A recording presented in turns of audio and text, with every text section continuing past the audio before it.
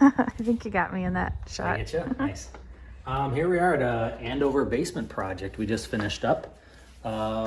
We started it later in the winter, probably January 1st-ish. So mainly it was just roughly about 1,300 square feet that they had just wide open. All there was framing, insulation on the exterior walls, and that's it. So ultimately I met with the homeowner and we discussed what they wanted.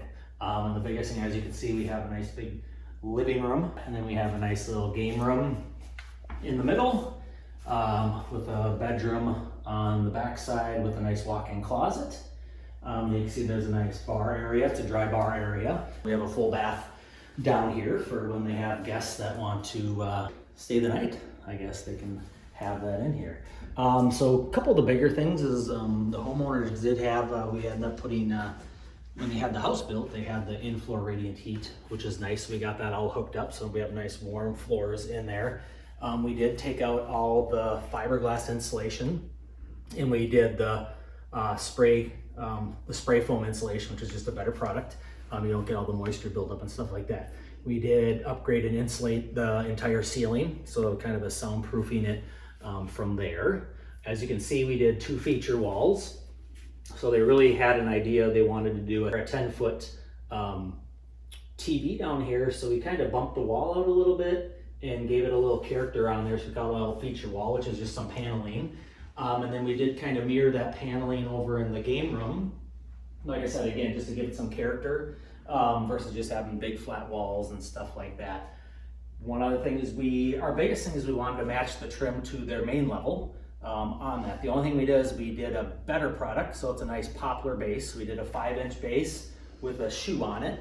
Their main levels and stuff was just an MDF, and that just seems to wear a lot faster.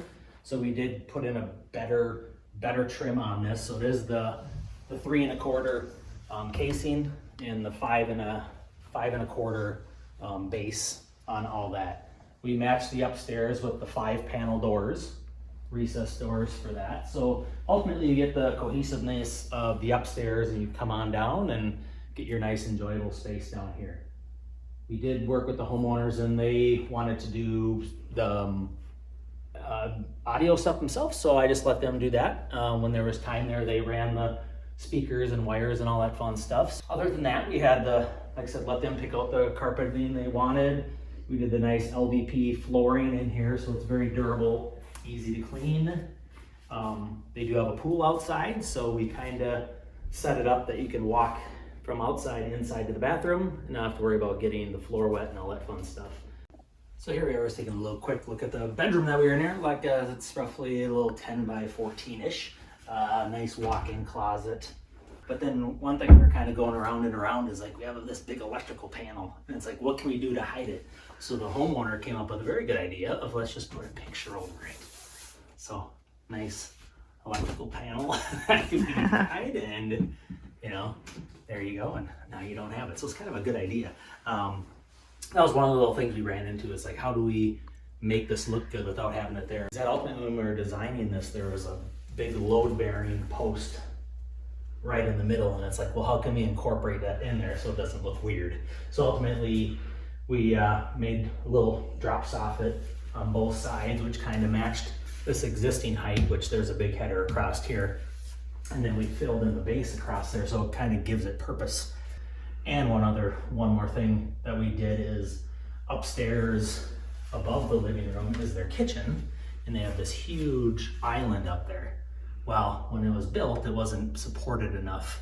So one good thing is, before we did everything, I went up in the framing of the floor up there and try to stiffen it up as much as possible, so when they're up in their kitchen, it's not bouncing.